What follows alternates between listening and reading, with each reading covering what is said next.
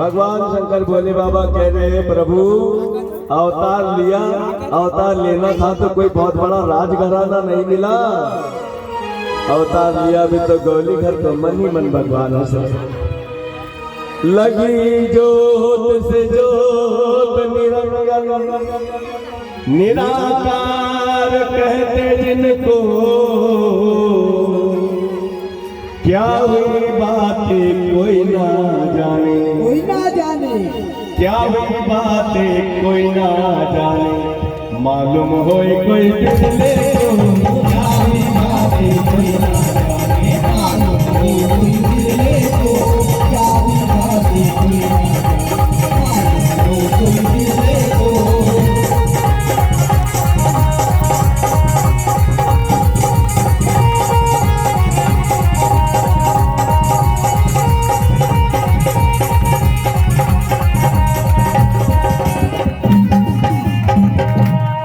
दोनों के बीच में क्या बातें हो रही है भला कौन जान सकता है। भोले बाबा प्रसन्न हो गए, आनंद मगन हो शिव शंकर जी, लौटे हैं अपने घर को, ध्यान लगाए उस स्वरूप में, उस स्वरूप में ध्यान लगाए उस स्वरूप में, नाम भजन है अंतर में,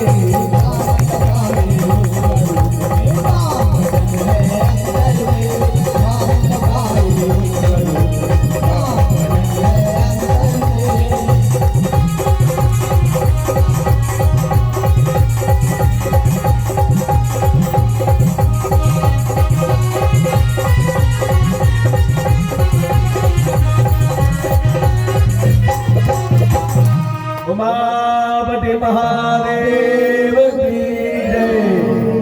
भोले बाबा ने प्रभु के दर्शन किए और आनंद मगन होकर अपने धाम को वापस आए।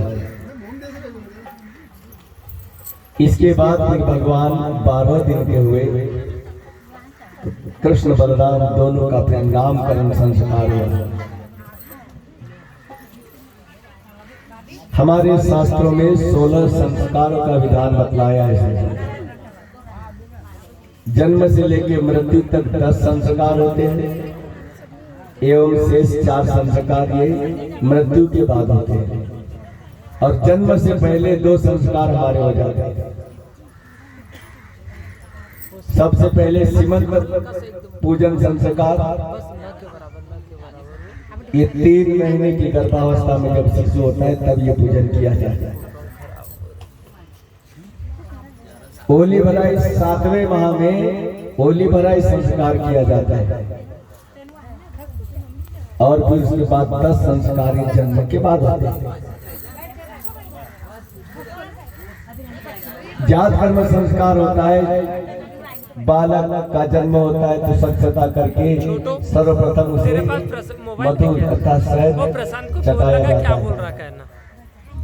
उसके बाद माता से दुग्धपान कराती है, ये जात कर्म संस्कार होता है। पंचदेव पूजन संस्कार, सूतक निवारण संस्कार होता है, ये जन्म से 5वें दिन होता है। इस दिन घर में साफ स्वच्छता करके घर को पवित्र करके पंचलोकपाल देवताओं का पूजन किया जाता है। ये जात पंचदेव पूजन संस्कार होता है। बालक जब 12 दिन का हो जाता है तो फिर नामकरण संस्कार होता है, इसे पल्ले में डाला जाता है। इस दिन इसे नाम दिया जाता है। उपनयन संस्कार, जब बालक 1 माह का हो जाता है, 1 माह तक बालक को घर के बाहर नहीं लाया जाता है, क्योंकि उसकी आंखें कोमल होती है, सूर्य प्रकाश को सहन नहीं कर पाती। 1 माह के बाद फिर बालक को घर में सूर्य भगवान का पूजन करके, सूर्य भगवान की आराधना करके, फिर धीरे धीरे बालक को बाहर लाया जाता इसको है। घुमा दे, वो 2 मिनट बता। ये उपनयन संस्कार होता है।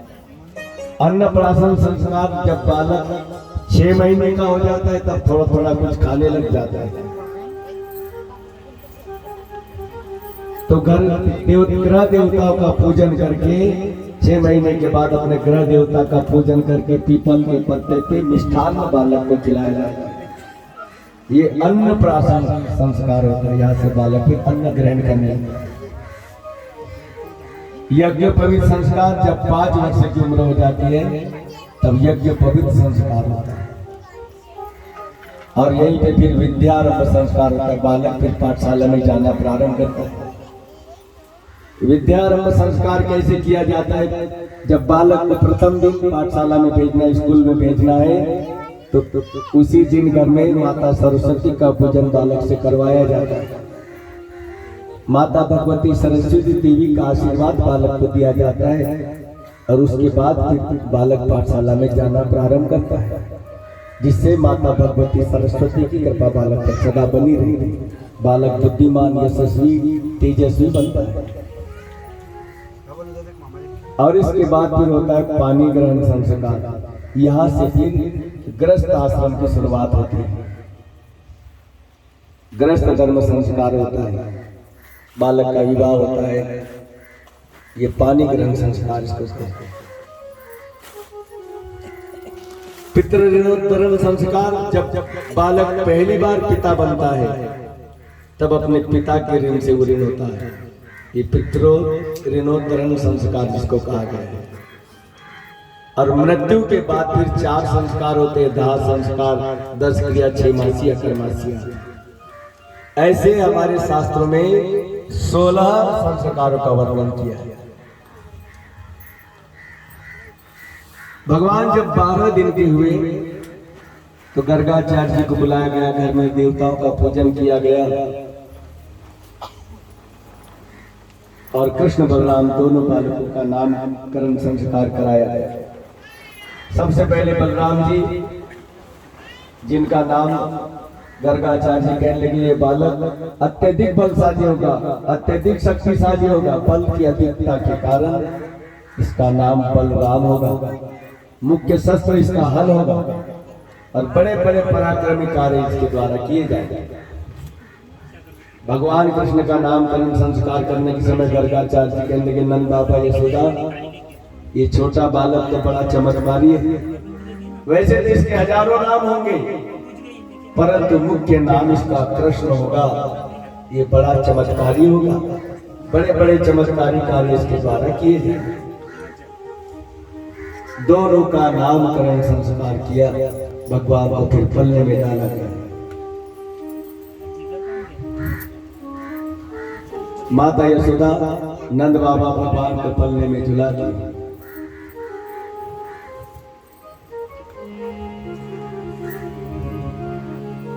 माँ यशोदा झुलाए पलना,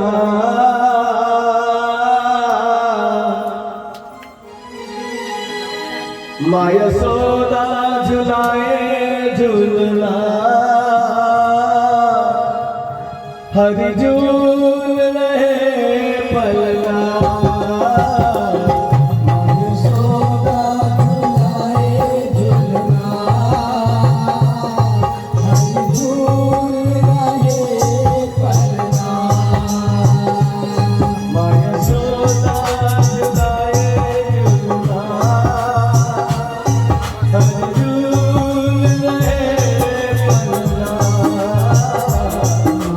Soda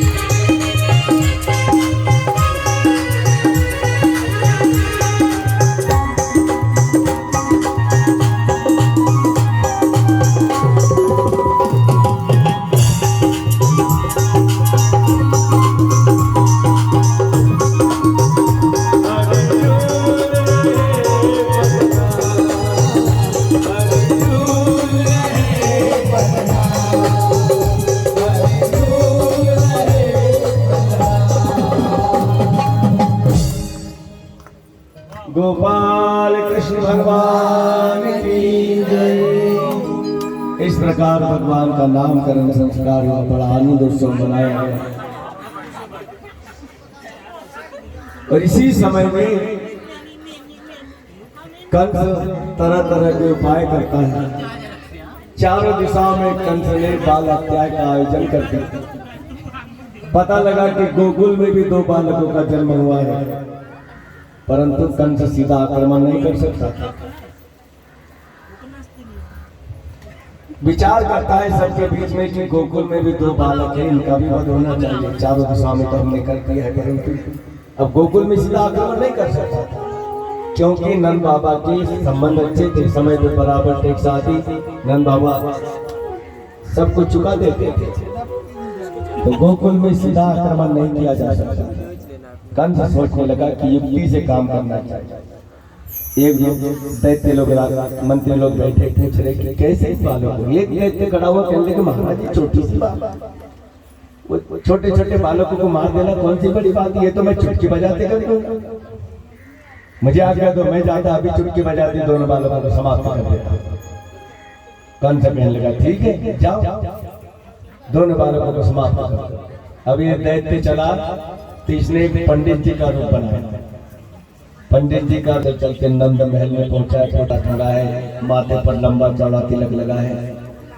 पहुंचा, अब माता यशोदा नंद बाबा बैठे हुए थे, भगवान कृष्ण मैया के गोद में लेटे हुए थे। यशोदा मैया ने देखा कि पंडित जी आए तो बुला के पंडित जी आइए आइए।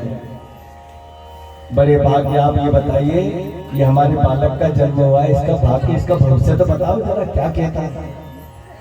अब ये नकली तो था, इसने थोड़ी देर पोथी पुराण के पन्ने इधर पलटाए, नहीं तो कहता है नंद बाबा यशोदा ये बालक बड़ा अपशगुनी है, इसको घर में मत रखो, इसे जंगल में छोड़ दो, इसको घर में बिल्कुल मत रखो, नहीं तो तुम दोनों के मृत्यु का कारण बनेगा। माता यशोदा घबरा के भगवान गर्गाचार्य जी ने तो कुछ और ही बताया था, ये क्या कह रहे हैं। नहीं नहीं महाराज ध्यान से देख, हमने जो कहा वो सच है, इसे इसी समय जंगल में फेंक दो। माता यशोदा बड़ी पूरी तरह डर गई, भगवान ये क्या कह रहे महाराज। अब भगवान मैया के गोद में लेटे हुए, भगवान मन ही मन सोच रहे कि दैत्य देखो बेटा माता मैया यशोदा को कैसा डरा रहा है। भगवान ने क्या किया, अपनी माया से बिच्छू प्रकट किया। अब बिच्छू चला तो सीधा महाराज जी के धोती में ही प्रवेश किया। एक डंक मारा तो महाराज जी चाई बाई हो गए, दूसरा डंक मारा तो कड़ाई हो गया। बिच्छू डंक पे डंक मारा है, महाराज जी ताता थैया इधर उधर उधर भगवान की ओर देखने लगे तो इतना बड़ा मोदी का भगवान एकदम घबरा कर दैत्य भागा भागा भागा आया कंस के दरबार में, कंस के चरणों में गिर पड़ा, बड़ी जोर जोर से हाफ रहा है, घबरा रहा है। कंस कहते अरे तुम तो दोनों बालों को वध करने गए थे, तुम क्या बात है तुम्हारी हाल। एक कहने लगा महाराज कुछ मत पूछो, वो बड़ा डरावना बालक है, इतना बड़ा मुंह फाड़ता है, ये देखो मुझे कैसा बिच्छू से कटवाया आपने। वस्त्र निकाल कर निशान दिखाए, वो निशान देख के तो कंस के मन में शंका हो गई कि हो न हो मेरा काल गोकुल में ही है, मेरा काल गोकुल में। सत्तासुर तनावत दैत्य को भेजा, सत्तासुर तनावत दोनों दैत्य गए। भगवान ने इसी अवस्था में इन दैत्यों का वध किया है, सत्तासुर तनावत का भी भगवान ने वध किया है। आंधी का रूप लेकर गया, भगवान को उड़ा कर ले जाना चाहता, परंतु भगवान ने इसका भी वध किया। जो भी जाता है भगवान के हाथों मारा जाता है, वापस मथुरा नहीं जाता। भगवान थोड़े और बड़े हुए तो घुटनों के बल चलने लगे। अब घुटनों के बल चलने लगे भगवान तो चारों तरफ घूमते हैं। भगवान की बाल लीला बड़ी नटखट है सज्जन, बड़ी लीलाएं की है भगवान। घुटनों के बल चलते हैं तो सारे घर भर घूमते हैं भगवान, एक काम भी पूरा नहीं करने देते मैया को। जिस भी कक्ष में जाते हैं तो साफ सब कुछ बिखरा देते। मैया यशोदा बर्तन सवार के रखती है, भगवान जाते हैं तो सब हाथ मार के सब बिखरा देते। मैया यशोदा को एक ही काम को बार बार करना पड़ता। आपने देखा होगा बालक जब घुटनों के बल चलने लगता है तो एक व्यक्ति पक्का पहरेदार बना उसके पीछे, उसको अकेला नहीं छोड़ा जा सकता। और भगवान सारा घर का सामान बिखरा देते, कभी इस कक्षा में कभी उस कक्षा में, कभी दही की मटकी पलटा देते। मैया यशोदा बड़ी परेशान हो जाती, सारा दिन काम करना पड़ता। मनी भाई कहते लाला तुम एक काम नहीं करने देता। अब एक दिन मैया यशोदा को घर में बहुत ज्यादा काम थे, तो मैया यशोदा प्रातः काल जाके स्नान किया, दधी मंथन का कार्य करके दधी मंथन कर। थोड़ी देर में भगवान भी उठे, घुटनों के बल चलते चलते मैया यशोदा के पीछे से जाके चुन्नी पकड़ कर खड़े हो गए और मैया के कान में कहते मैया आवाज लगाए माँ। अब बोल तो नहीं पा रहे थे, जैसे आवाज निकले मैया ने सुना, भगवान की ओर देखा तो कहते हाँ लाला अच्छा हो गया, तू जा गया, लगता अब सारे काम तू ही कर लेगा, अब मुझे कुछ करने की आवश्यकता नहीं पड़ेगी। थोड़ी देर और सो जाता तो मैं सारे कार्य करते, अब तू जा गया है ना, अब तू एक काम नहीं करने देगा, मुझे मालूम। अब मैया यशोदा सारे कार्य समेट लेना चाहती है, परंतु भगवान के कारण काम कर नहीं पाता। 2 दिन के सूर्य भगवान ऊपर चढ़ गए, 10 बजते आ रहे, काम हुए ही नहीं। भगवान एक सब बिखरा देते, मैया सवार कर जाते, भगवान जाते, सब बिखरा बिखर कर। जब बहुत ज्यादा समय हो गया तो मैया यशोदा को क्रोध किया, कहने लगी लाला आज मुझे बहुत काम है, मैं प्रातः काल से जागी हूँ परंतु फिर भी एक काम पूर्ण नहीं कर पाई, तेरे कारण एक काम मेरा नहीं होता। लगता है तुझे आज बांध कर रखना पड़ेगा, आज तुझे बांध कर रखूंगी तभी काम कर पाऊंगा। भगवान का हाथ पकड़ कर लाई उखल के पास, उखल के पास भगवान को बैठा, रस्सी लेकर आई, भगवान को बांधना चाहती है, बांधने लगी तो रस्सी कम पड़ गई। माता यशोदा फिर भी रस्सी लेकर आती, फिर बांधती, फिर रस्सी कम पड़ गई। मैया यशोदा बार जाती, रस्सी लेकर आती है, पर हर बार रस्सी कम पड़ जाती, भगवान बनते नहीं है। बार जाना आना जाना आना जाना आना, कितने चक्कर मैया के हो गए। मैया के माथे पर पसीने की बूंदें चला। भगवान ने माता यशोदा के चेहरे की ओर देखा कि पसीने की बूंदें आ गई, मतलब मैया थक गई है, अब मैया को ज्यादा नहीं थकाना। अब की बार मैया रस्सी लेकर आई तो भगवान स्वयं बंध गए। माता यशोदा कहती अब यहीं बना रहे, जब तक पूरे कार्य में होंगे मैं तुझे खोलूंगी नहीं। और माता यशोदा अपने कार्य में लगे, भगवान उखल से बने। यहाँ पर भगवान का नाम दामोदर भी हुआ। उखल से बंधे बंधे भगवान मन में विचार कर रहे हैं कि कुबेर के पुत्रों का उद्धार करने का समय आ गया है। कुबेर के पुत्र थे, एक का नाम नल कुबेर, एक का नाम मणिग्रीव। ये दोनों पुत्रों को नारद जी का श्राप हो गया था कि तुम दोनों वृक्ष बन जाओ। दोनों श्रापित होकर नंद बाबा के आंगन में वृक्ष बने हुए थे। नंद बाबा के आंगन में 2 वृक्ष, बड़े बड़े वृक्ष, विशाल वृक्ष आंगन में खड़े थे, दोनों पास पास। भगवान कहते इनका भी उद्धार करने का समय आ गया। ये कुबेर पुत्रों को नारद जी का श्राप क्यों हुआ है? कुबेर अर्थात धन वैभव की जिनके पास कोई, जो धन संपत्ति के मालिक कुबेर, अपने पिता की अथाह धन संपत्ति पर कुबेर के पुत्र बड़े अभिमान में बढ़िया करते थे, छोटे बड़े की मर्यादा तक भूल गए थे। धन वैभव के अभिमान में ऐसे अंधे हो गए कि अपनी मनमानी करते थे, कोई मर्यादा नहीं, अमर्यादित होकर के चाहता रमन करते थे। धन पैसे का अभिमान किसी भी प्रकार का सज्जन आदमी का पतन करा देते थे। दोनों बड़े अभिमान में एक बार अपनी स्त्रियों के साथ दोनों कुबेर पुत्र सरोवर में स्नान कर रहे हैं, जल क्रीड़ा कर रहे हैं। उसी समय नारद जी का वहां से जाना हुआ। कुबेर पुत्रों ने नारद जी को देख तो लिया, परंतु मुंह घुमा के अनदेखा कर दिया, अपनी स्त्रियों के साथ जल क्रीड़ा करने में लगे। नारद जी ने ये देखा तो नारद जी को अच्छा नहीं लगा, नारद जी को क्रोध आ गया। कहने लगा, रे कुबेर पुत्रों, तुम स्वर्ग में रहकर एक साधारण मनुष्य की भांति कर्म करते हो, तुम्हें स्वर्ग में रहने का कोई अधिकार नहीं है। धन वैभव के अभिमान में अंधे हो गए, मर्यादाएं भूल चुके। जाओ मैं तुम्हें श्राप देता हूं, तुम दोनों जड़ वृक्ष बन जाओ। दोनों को जब श्राप हुआ तो फिर घबरा गए थे। आए नारद जी के चरणों में लोटपोट होने लगे, गिड़गिड़ाने लगे। कहते नारद जी हमें क्षमा कर दीजिए, हम अभिमान में अंधे हो गए, हमें क्षमा कर, हमसे भूल हो गई। नारद जी कहने लगे श्राप तुम्हें हो गया, तुम्हें वृक्ष तो बनना पड़ेगा, लेकिन जाओ मैं तुमको वरदान देता हूं कि द्वापर में जब भगवान कृष्ण और भगवान का कृष्ण अवतार होगा, उस समय तुम दोनों का उद्धार होगा, तुम पुनः अपने लोक में फिर वापस आएंगे। यही कुबेर पुत्र नंद बाबा के आंगन में विशाल वृक्ष के रूप में खड़े थे। भगवान उखल से बंधे सोच रहे इनका उद्धार करना है। भगवान ने इधर उधर देखा नहीं तो उखल को घसीटते घसीटते चले। चलते चलते आंगन में आए, दोनों वृक्षों के बीच में से निकले भगवान। उखल पक्का फंसाए कि ऐसा खींचकर देख लिया। चार इधर उधर देखा, कोई देखता तो नहीं है।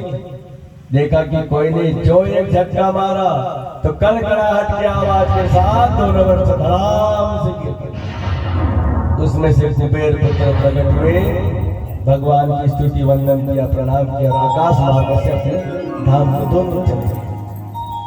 पेड़ों की कड़कड़ाहट की आवाज सुनी तो ग्वाल बाल नंद बाबा माता सुना सब दौड़े दौड़े भागे भागे आए। क्या हुआ क्या हुआ? आंगन में आकर देखते तो दो विशाल वृक्ष गिरे हैं, बीच में मुखल से बंधे भगवान रो रहे हैं। मैया यशोदा गई तो झट रस्सियों से खोला, भगवान को हृदय से लगाया, कान्हा मेरे कारण ही तुझे ये सब हुआ है, गलती मेरी है, सजा मुझे मिलनी चाहिए। आज न जाने क्या हो जाए। भगवान ने तुम्हारी रक्षा की, बार बार भगवान को हृदय से लगाया। अब नंद बाबा को सोच रहे कि कोई हवा नहीं, कोई आंधी नहीं, ये दोनों वृक्ष एकदम से कैसे गिर पड़े, कुछ समझ में नहीं आया। एक नन्हा सा ग्वाला था जिसने सारा दृश्य देखा था। वो आकर के नंद बाबा से कहता, बाबा बाबा ये दोनों वृक्ष एक कान्हा ने गिराया, इसने गिराया। उसमें से दो आदमी निकले, उन्होंने इससे न जाने कान्हा से क्या क्या बातें की और आकाश में उड़कर चले। छोटा सा बालक बोल तो सही रहा, परंतु उसकी बातों पर कौन विश्वास करे। बात आई और गई। भगवान ने कुबेर पुत्रों का उद्धार किया।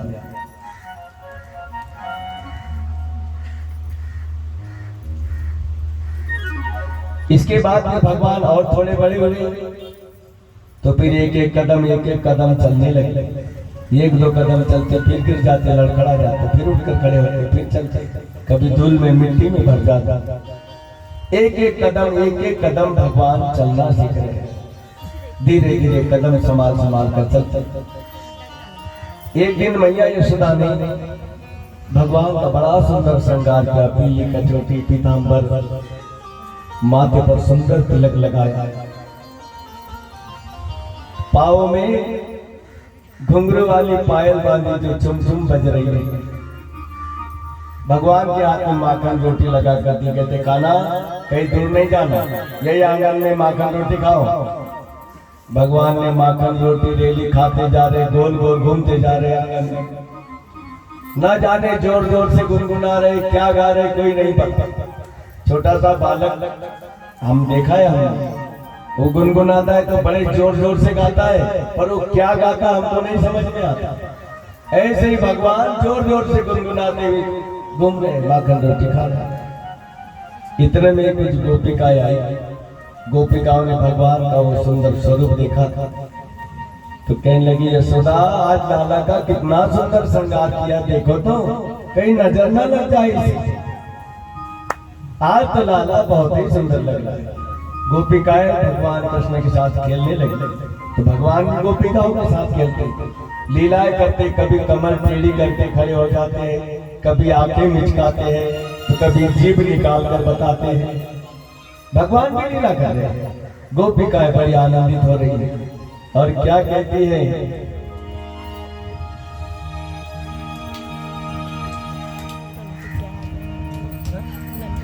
बाके बिहारी तेरे नैना कजरारे, नजर ना लग जाए, ओए ओए ओए, नजर ना लग जाए, माँ के बिहारी पे नैना कजरा रे, नजर ना लग जाए, नजर ना लग जाए।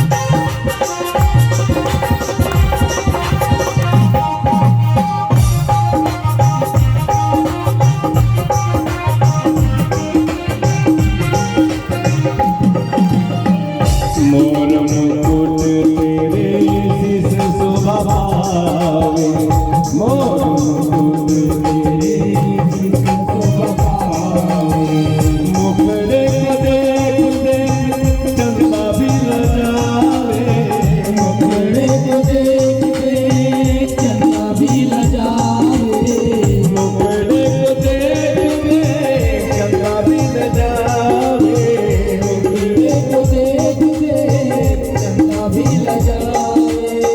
अब रोज चल के रस के फुवारे,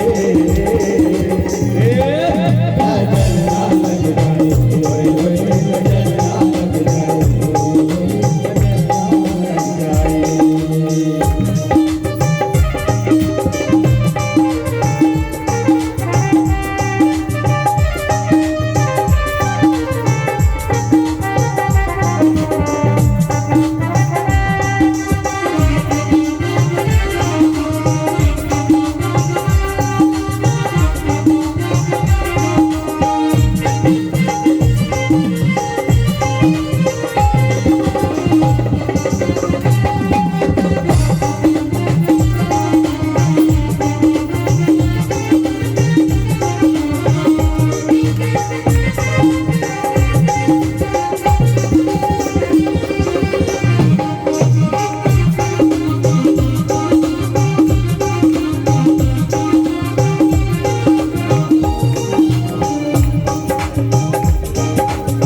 तीर की कटारी आंखें आंखों में गजरा, तीर की कटारी आंखें आंखों में गजरा, बाल है तिहारे जैसे सावन के बदला, बाल है तिहारे जैसे सावन के बदला, बाल है तिहारे जैसे सावन के बदला, बाल है तिहारे जैसे सावन के बदला।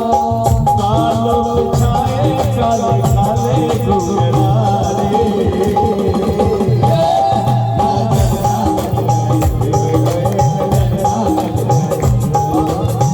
माँ के बिहारी तेरे नैना कजरा रे।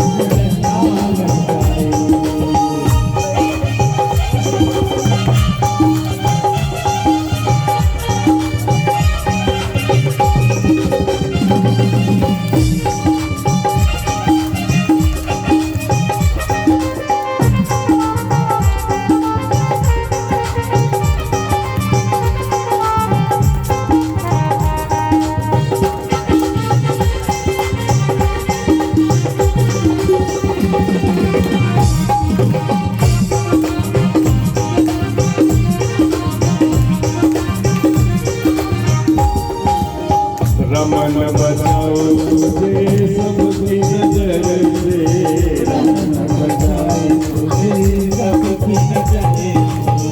आजा छुपा लो कहे नैनों के घर से, आजा छुपा लो कहे नैनों के घर से, आजा छुपा लो कहे नैनों के घर से, आजा छुपा लो कहे नैनों के घर से। सुन मेरे प्यारे इस दिल की पुकारे,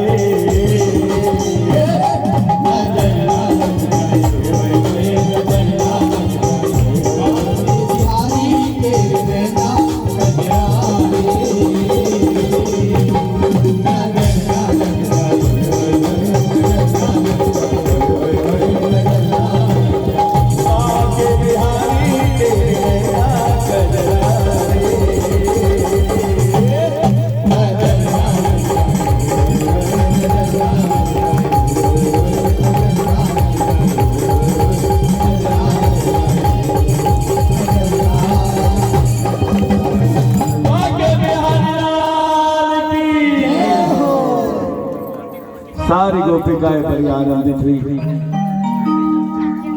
इसके बाद भगवान धीरे धीरे और थोड़े बड़े हुए और थोड़े बड़े हुए। भगवान तो फिर गली गली में जाने लगे, इधर उधर घूमने लगे। भगवान की मित्र मंडली बन गई, कई सखा भगवान के बन गए। और यहाँ से भगवान की माखन चोरी की लीला प्रारंभ हुई। भगवान ने सबसे पहले श्री गणेश अपने घर से ही किया।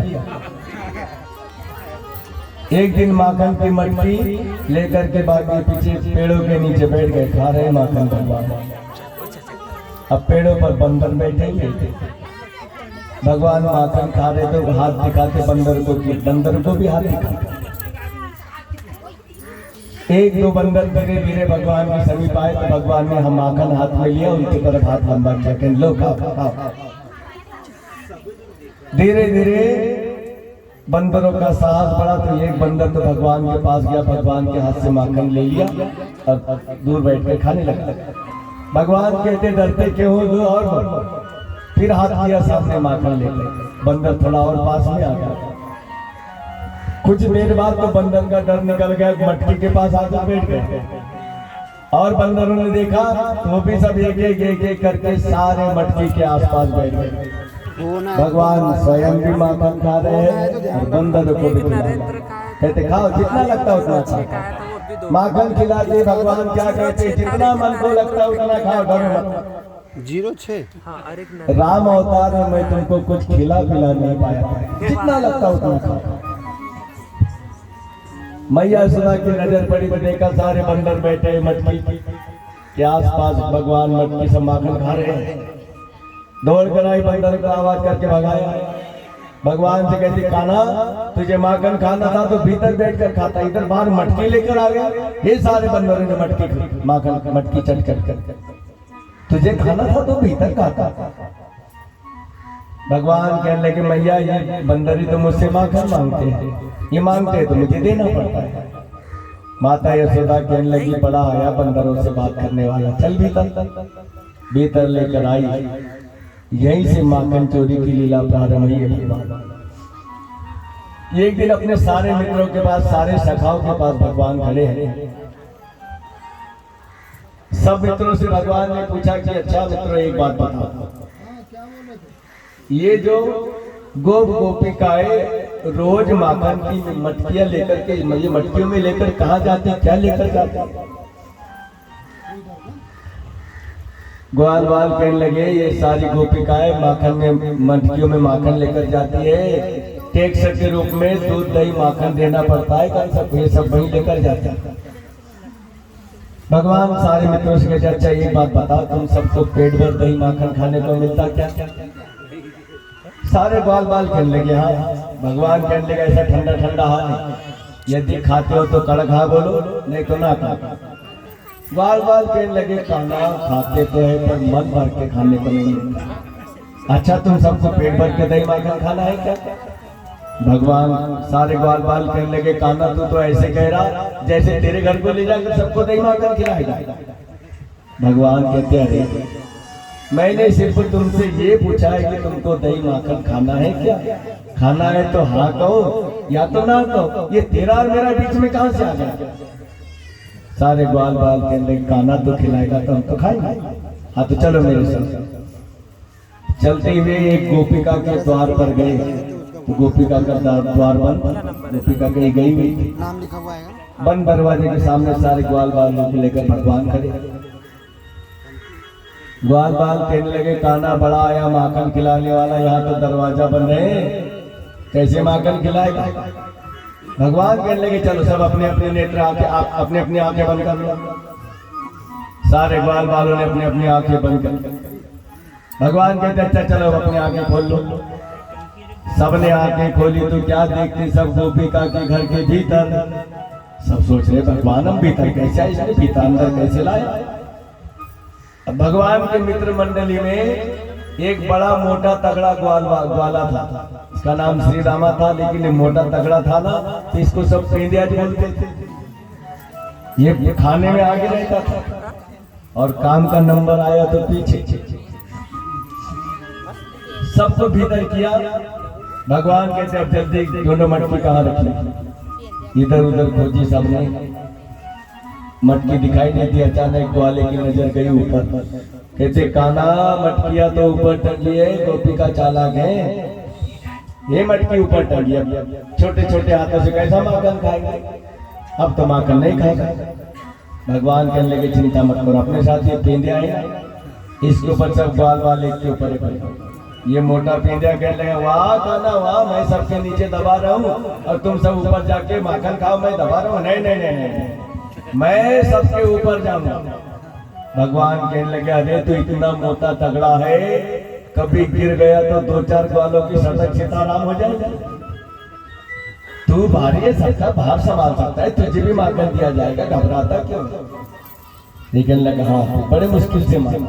पेंदिया को नीचे किया, सारे ग्वाल बाल एक के ऊपर एक, सबके ऊपर भगवान कृष्ण दही के मटकी में छेद कर दिया, धार गिरने लगी। माखन की मटकी से माखन निकालकर पहले तो भोग भगवान ने लगाया, दूसरी बार भी भोग लगाया। अब पेंदिया नीचे दबा दबा तिरछी नजर से ऊपर देख रहा है। इसने देखा कि कान्हा अकेला खा रहा है। देख कान्हा मैं पहले कहता था तो अकेला अकेला माखन खा रहा, मैं नीचे दबाऊं, इसलिए मैं नीचे नहीं दब रहा। देख सब मेरे हाथ में जरा भी इधर उधर हो जाऊंगा ना तो सब बड़ा कर गिर जाऊंगा। भगवान कहते तुम बड़ा बेसब्रा है, तुझे जरा सी भी रही। भगवान ने माखन की मटकी निकाल ली, दही की धार गिर रही है मटकी में से, वही सब बैठ गए घेरा बनाया, ऐसे बैठे जैसे बहुत बड़ी पंगत हो। सब माखन निकाल निकाल कर खा रहे, दही भी खा रहे हैं, जिसको जितना लगता उतना खा रहे हैं। सबने पेट भर के खाया। ये मोटा जो पेंदिया था इसने भी पेट भर खाया, इसका अच्छा पेट भर गया। ये मन में सोच रहा है कि मुझे अच्छी भूख लगने दो तो दो चार मटकी दही माखन तो मैं अकेला खा जाता। यहाँ पर हम सबने पेट भर के खाया, मैंने भी पेट भर के खा लिया, फिर भी मटकी का माखन खत्म ही नहीं हो रहा। ये दही की धार जैसे की वैसी चल रही है। ऐसा कितना दही माखन भर दिया गोपिका में, नहीं रहा गया तो भगवान से पूछने लगा कान्हा कान्हा मुझे एक बात बता। भगवान समझ गए क्या पूछने वाला। कहने लगा अरे चुपचाप खाने आए तो चुपचाप माखन खाओ ना।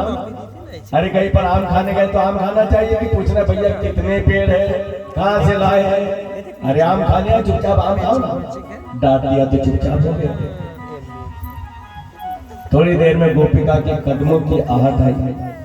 गोपिका के कदमों की आहट आई तो ग्वाल वालों से कहते कान्हा कान्हा लगता गोपिका आ गई है, गोपिका आ गई है, हमको जल्दी बाहर निकालो। सारे ग्वाल बाल कर ले कान्हा जल्दी बाहर निकालो, गोपिका आ गई है, नहीं तो बहुत मारेगी।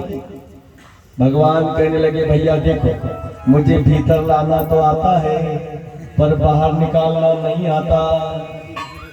बाहर निकालना नहीं आता तो हमको अंदर लाया जाएगा। अब ये गोपिका आ गई, कितना मारेगी हम? ये मारेगी अलग, हमारे माता पिता मारेंगे अलग। कान्हा ऐसा था तूने हमें भीतर लाया ही क्यों? छोटे छोटे ग्वाल बाल तो रोने लगे।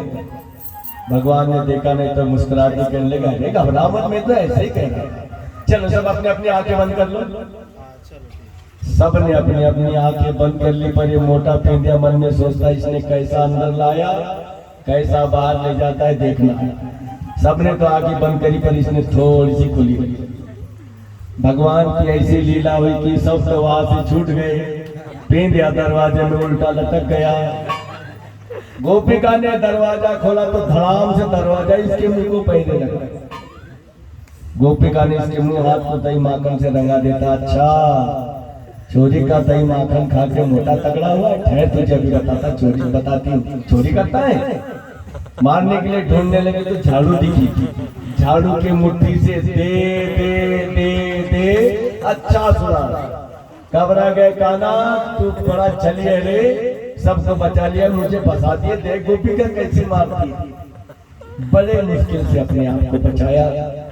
और जहाँ भगवान अपने मित्रों के साथ खड़े थे वहां जाकर पहुंचे, कहते कान्हा तू बड़ा चलिए, सबको बचा लिया, मुझे वहां फंसा दिया, गोपिका ने कितना मारा मुझे। भगवान कहते तो किसने आंखें खुली रखने को कहा था, ये चुप हो गई, इसको कैसे मारा। कान्हा तुझे कैसे मालूम मैंने आंखें खुली रखी।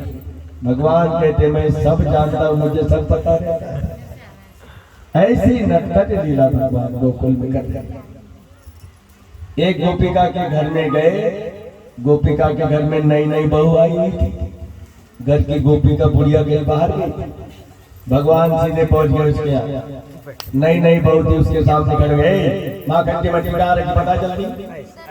अब नई नई बहू बेचारी डर गई, बताती उधर रखी। भगवान ने अच्छा पेट भर माखन खाया और चलते चलते थोड़ा सा माखन बहू के मुंह हाथ को भी लगा दिया, मुंह को भी पोत चले। दरवाजे से उतर जब तक घर की बुढ़िया आ गई, पकड़ लिया, भगवान के हाथ रंगे देखे पकड़ लिया। कहते हाँ आज मैंने रंगे हाथ चोर पकड़ा है, अब बताऊंगी मैं यशोदा को जाकर के कि तेरा लाला माखन चोरी करता है, देख मैं पकड़ कर लाई। भगवान कहने लगे बुढ़िया किसको चोर बोलती है, हम चोर नहीं है, वो तेरी बहू पक्की चोर है, अकेली बैठकर माखन खा रही थी, हमने उसको डांटा तो हमारे भी हाथ मुंह पे लगा दिया, जाकर देख। भगवान को पकड़ ले गई भीतर, जाकर देखा तो बहू के मुंह हाथ को माखन लगाई। बुढ़िया ने डांटा फटकारा, खूब भला बुरा कहा। भगवान ने हाथ छुड़ाया, ताली बजाती भागे बाबा।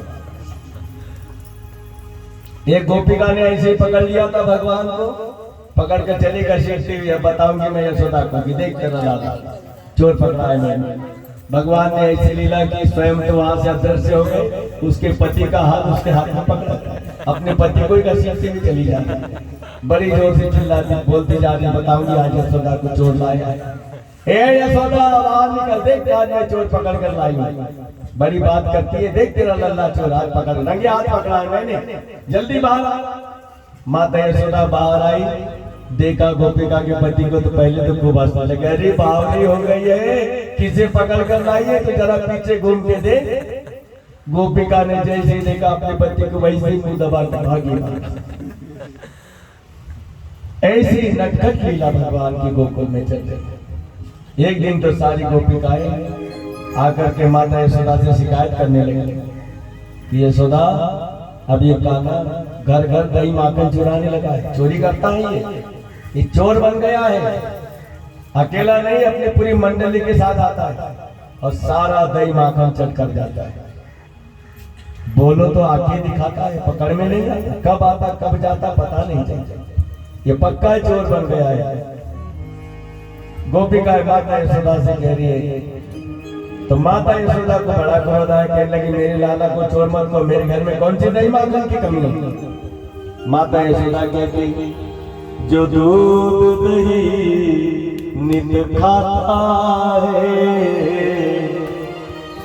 जो दूध दही नित खाता है, ओ माखन का चुराना क्या जाने, जो दूध दही नित खाता है, ओ माखन का चुराना क्या जाने, जो दूध दही नित खाता है। अभी बारो कन्हैया है, अभी बारो कन्हैया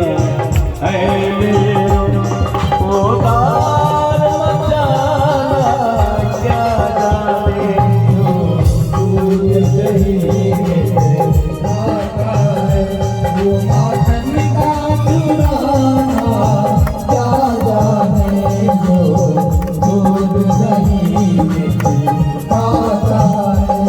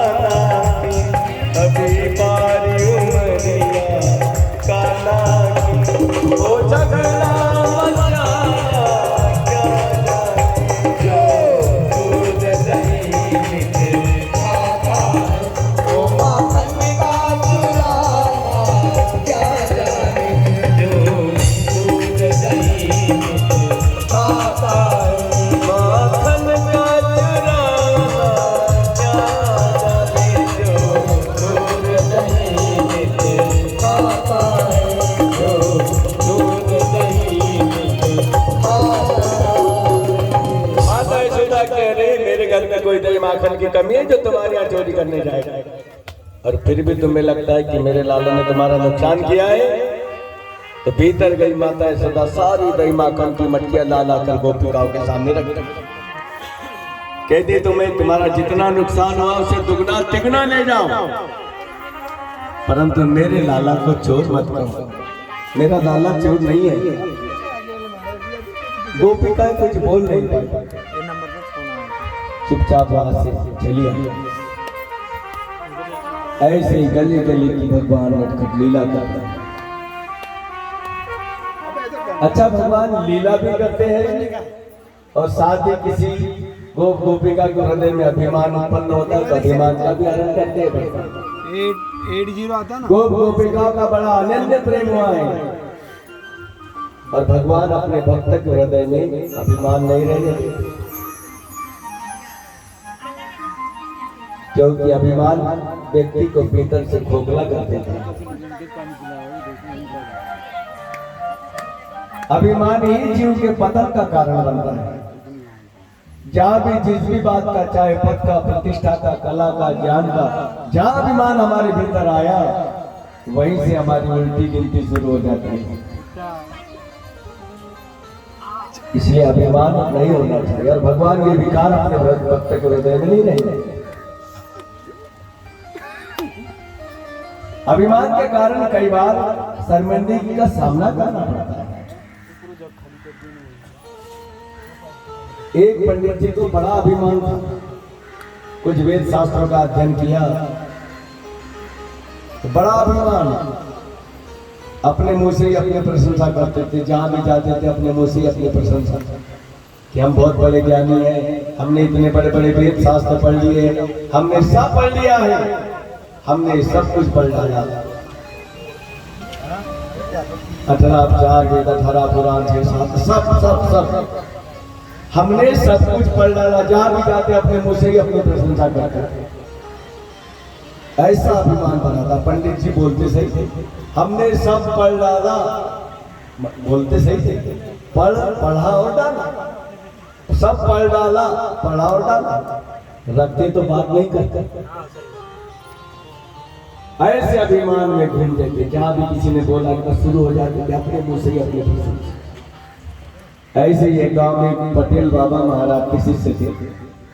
महाराज पटेल बाबा के यहाँ गए, गांव के लोग भी आए, बातचीत कर रहे हैं, महाराज आप कहाँ से आए, बस इतना ही कहना था। महाराज हो गए तो रास्ता ही देख पहले हम जो ऐसे वैसे नहीं, हम साधारण महाराज नहीं है, हमने बहुत वेद शास्त्रों का अध्ययन किया, 6 7 18 पुराण सब पढ़ डाले। उधर प्रेस में छपा की सबसे पहले हम ही पढ़ते हैं, ऐसा कोई पोथी पुराण नहीं बचा जो हमने नहीं पढ़ा। बैलगाड़ी में रखकर ले जाते, इतने बड़े बड़े पुराण भागवत हमने पढ़ा। अब लोग कहते भाई महाराज पढ़े होंगे, आपने हमको खेती बाड़ी वाले आपने हमको क्या मांगा।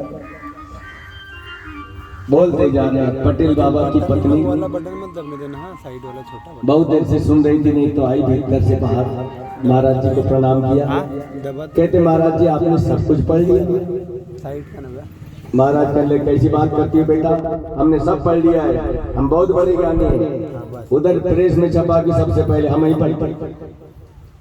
अच्छा महाराज आपने तिरिया चरित्र पोथी पढ़ी? आप महाराज चुप ही रह गए। बोले तिरिया चरित्र पोथी का तो नाम ही नहीं सुना। एकादशी की पोथी, सोमवार की पोथी, मंगलवार की पोथी, बृहस्पतिवार की, शुक्र शुक्रवार की पोथी है, पर ये पोथी कभी देखने में नहीं आई।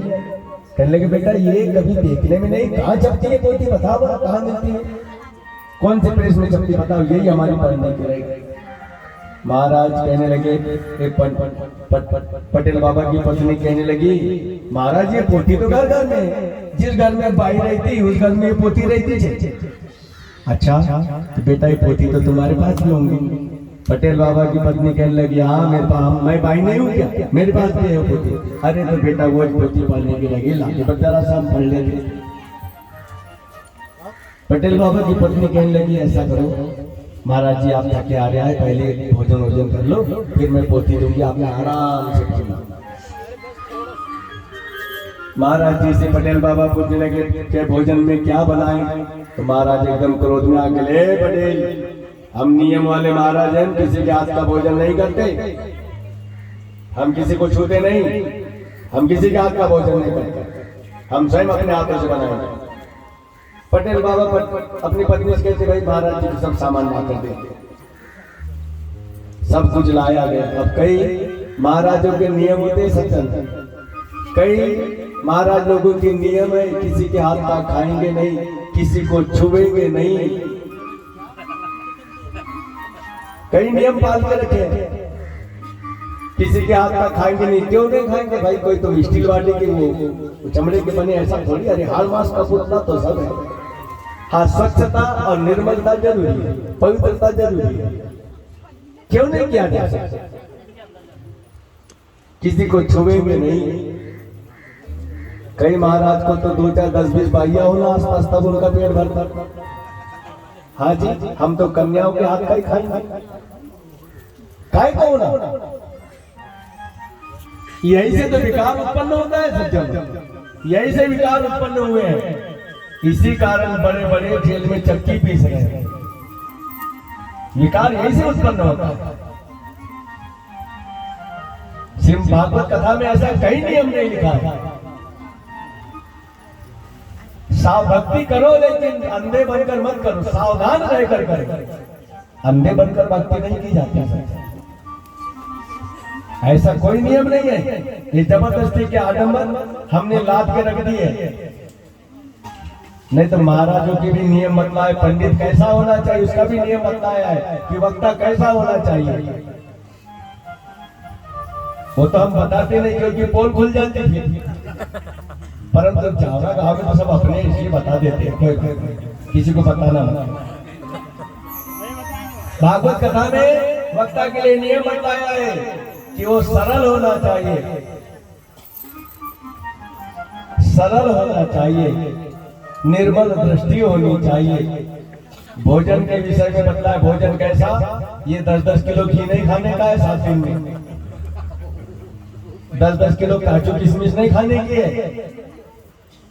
भोजन सादा भोजन, सादा सात्विक भोजन बतलाया है। वैसे तो भोजन, वक्ता को भोजन दोनों टाइम नहीं करना चाहिए, केवल फल और दूध पे ही रहना चाहिए, ऐसा कहा गया है। परंतु यदि महाराज लोग भूखे रहेंगे तो फटाफट मर जाएंगे, इसलिए एक टाइम का समय दिया कि एक टाइम भोजन करें, परंतु सात्विक भोजन में दाल चावल सब्जी आदि, ये सात्विक भोजन करना चाहिए। जो बात, जो विषय वो बतला रहा है उसको समझाना आना चाहिए, लोगों की वो समझ में नहीं आना चाहिए कि ये चीज को बताया गया है। सरल मीठा बोलने वाला होना चाहिए। ये नियम बतलाए हैं, ये फालतू के आडंबर नहीं बताए कि कन्याओं के हाथ का भोजन, तो ये भोजन काय को ना कन्याएं तो देवी स्वरूपा मानी गई है, और वो भी 10 वर्ष तक के कन्याओं को देवी माना गया, उसको कन्या बोला गया है। 10 वर्ष की उम्र तक कन्या को देवी स्वरूप मानकर उसी को कन्या माना गया। 10 वर्ष की कन्या क्या सेवा कर पाएगी, क्या भोजन बना पाएगी? और वो सामर्थ्य होना चाहिए। बड़े बड़े योगियों में सामर्थ्य नहीं है कि कन्याओं के हाथ की सेवा ले। मेरा कहने का मतलब यही है सज्जन कि भक्ति करो, परंतु अंधे बनकर नहीं, सावधान होकर। भक्ति सावधान होकर करना चाहिए। हम बाकी के सारे काम सावधानी से करते, एक भक्ति ऐसे जिसको बड़े लापरवाही से हाँ हो रहा है चलता है, परंतु भक्ति सावधान होकर करना चाहिए। ये जबरदस्ती की आडंबर के चक्कर में नहीं पड़ता। जो पंडित लोग नियम बताते हैं हम ऐसा करेंगे, 10 किलो घी 10 किलो काजू, ये अगर बताते हैं तो उनसे एक बार बोल के देखना सज्जनों आपने कि हम आपकी दक्षिणा तो दे देंगे, पर ये सब हम नहीं कर पाएंगे, ये कहिए हमसे नहीं होगा, ये करना हो तो करो, नहीं तो मना कर दो। देखना सज्जनों इसी पर तैयार हो जाएगा। ये तो जबरदस्ती के आडंबर ला दिए। ऐसा कई श्रीमद् भागवत कथा में, आप तो बुजुर्ग लोग हैं, आपने कई कथाएं सुनी है, कई कथाओं को पढ़ा है आपने। ऐसा किसी पेज पर नियम नहीं लिखा है कि महाराजों को ऐसा करना चाहिए। कई बार ये लोग परेशान हो जाते सज्जनों। कई बार तो लोग ये कहते भगवान मैंने भागवत पर नहीं रख ली, टेंशन रख ली। बड़ा टेंशन हो जाता है, घर के लोग परेशान हो जाते हैं। इसीलिए इन आडंबरों में न पड़ के जो वास्तव वस्तु है इसकी ओर हमारा ध्यान होना चाहिए। पैसा खर्च करो, लेकिन पैसा सच की राह पे खर्च होना चाहिए। हमारा मेहनत पसीने की पूंजी है, वो सच में खर्च होना चाहिए, वास्तव वस्तु में खर्च होना चाहिए, आडंबरों में नहीं। अब पटेल बाबा अपने पत्नी से कह रहे हैं कि महाराज नियम वाले हैं, ये जो मांगते थे आटा दाल चावल सब सामान दिया। अब घी नहीं दिखा तो महाराज जी का तो माथा गर्म हो गया। अरे पटेल, हम एक दिन में 1 किलो घी खा जाते, चलो व्यवस्था करो। पटेल बाबा पत्नी से कहते, अरे महाराज घी मांग रहे हैं, इनको घी दे दो जरा सा। पटेल बाबा की पत्नी कहने लगी, घर में घी नहीं है। अरे थोड़ा सा ही दे दो, नहीं तो महाराज नाराज हो जाएंगे। पटेल बाबा की पत्नी कहती, घर में धूप देने को भी घी नहीं है। पटेल बाबा कहने लगे, हे भगवान, तुमको जरा सा नहीं समझता, थोड़ा बहुत रखना चाहिए, ला बर्तन हम बाजार से लेके आए। पटेल बाबा ने बर्तन लिया, चले बाजार। अब पटेल बाबा की पत्नी सीलबट्टे पे चटनी पीसते। अब सीलबट्टा समझते ना, आजकल तो मिक्सी निकल गई, फुल मसाला बाहर, पहले तो पत्थर पे पीसा जाता था। तो सीलबट्टे पे मसाला पीस रही, मसाला पीसते पीसते रोने लगी तो जोर जोर से रोने लगी। महाराज की पंडरी घबरा गई, भगवान पटेल बाबा भी घर में नहीं, भाई क्यों रोती इतना जोर जोर से, क्या बात है? अरे बेटा क्या बात है, क्यों रो रही है?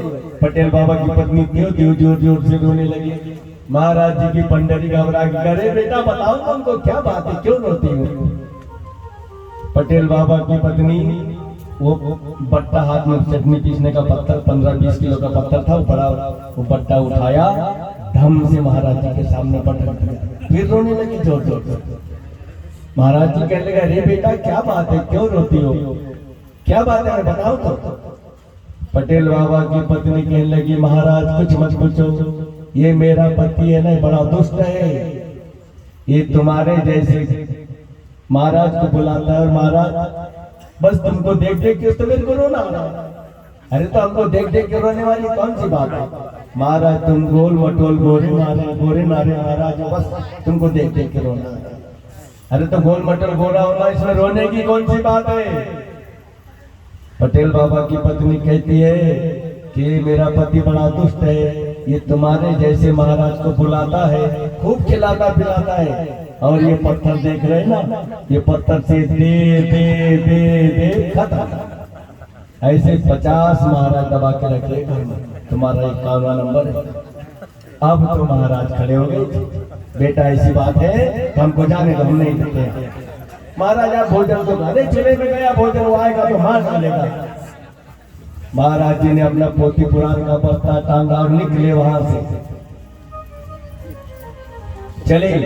थोड़ी देर में पटेल साफ किया, पत्नी से कहती, कहाँ गए महाराज?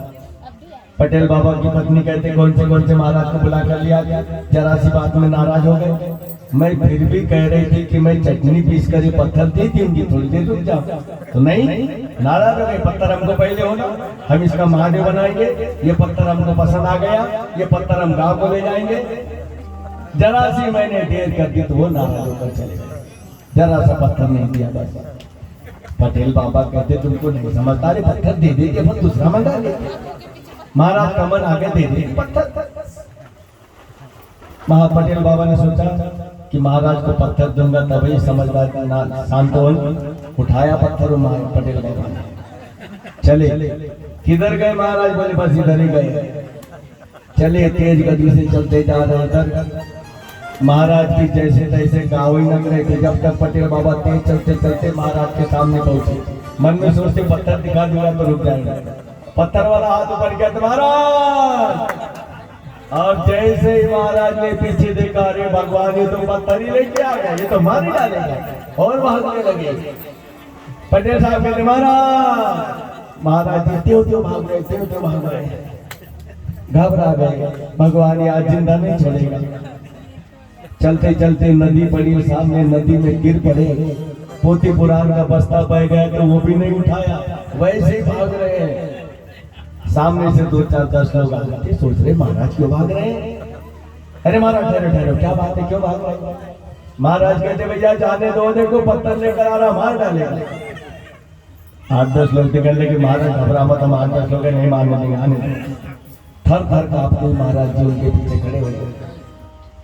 पटेल बाबा भी कहने लगे, महाराज कब से आवाज दे रहा हूँ, भाग क्यों नहीं? जरा सी बात में नाराज हो गए। ये पत्थर चाहिए था ना आपको, ये लो पत्थर आज से आपका। महाराज जी की गोदी में 15-20 किलो का पत्थर थे, ये पत्थर आपको चाहिए था ना, आज से आपका, आप ही गाँव को ले जाओ, हम दूसरा बना लेंगे। तुम ये पत्थर मांग रहे थे, ले लो पत्थर। महाराज कहने लगे अरे ये पोथी पुराण का गट्टा ही तो नहीं समझता मेरे से, ये पत्थर और कहा छाती पर बांध दो। मैंने कहा पत्थर मांगा, क्यों आपने पत्थर नहीं मांगा? नहीं,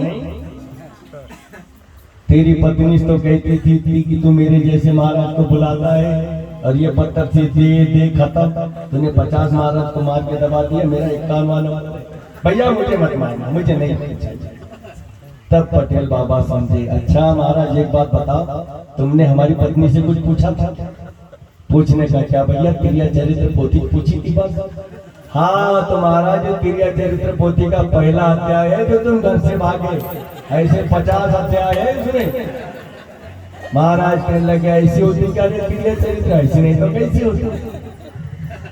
तो अभिमान आदमी को कई बार शर्मिंदा कर देता है, इसलिए अभिमान नहीं होना चाहिए। अभिमान जीव को खोखला कर देता है। एक बार छोटा सा भजन।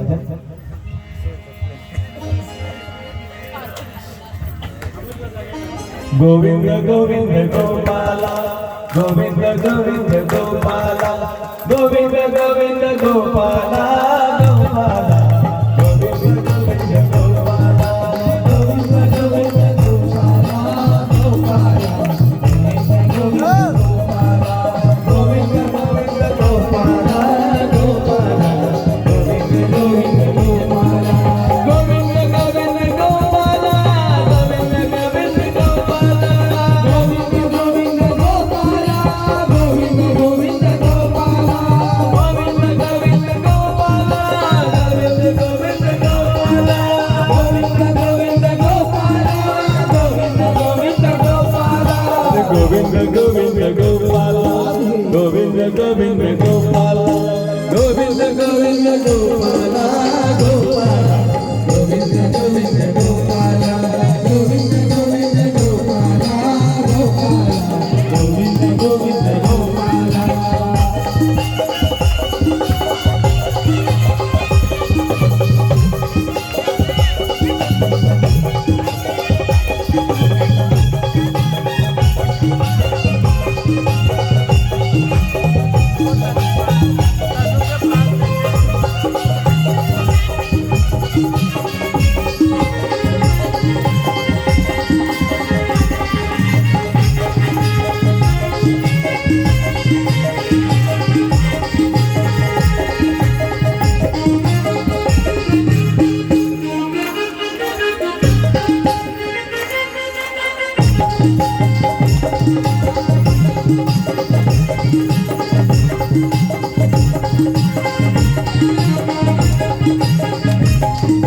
गोविंद गोविंद गोपाला, गोविंद गोविंद गोपाला, गोविंद गोविंद गोपाला, गोविंद गोविंद गोपाला, गोविंद गोविंद गोपाला, गोविंद गोविंद गोपाला, गोविंद गोविंद गोपाला, गोविंद गोविंद गोपाला, गोविंद गोविंद गोपाला,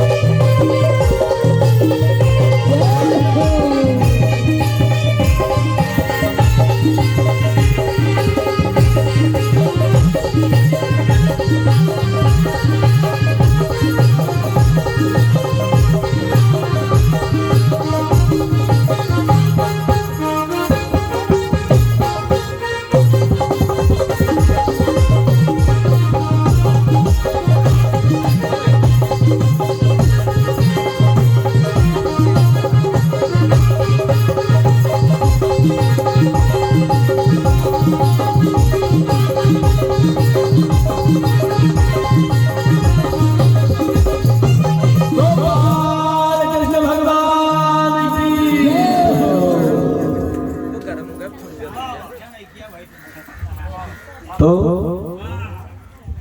भगवान की नटखट लीला गोकुल में चल रही है। भगवान लीला भी करते हैं, साथ ही साथ अपने भक्त के हृदय में कहीं अभिमान आ जाता है, इस अभिमान का हरण भी भगवान करते हैं। एक गोपिका, इसको बड़ा अभिमान था, बड़े घराने से बड़ी अभिमान में रहती थी। अब सारी गोपिकाएं आपस में चर्चा करती चली जा रही, ये भी साथ में गोपिकाएं आपस में चर्चा करती है कि कान्हा ने बड़ा त्रास देने लगाया,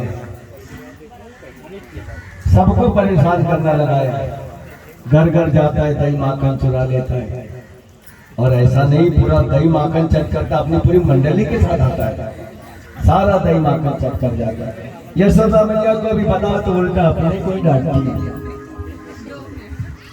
ये कान्हा का क्या करे, कुछ समझ में नहीं आता, कुछ बोलने जाओ तो आंखें दिखाता,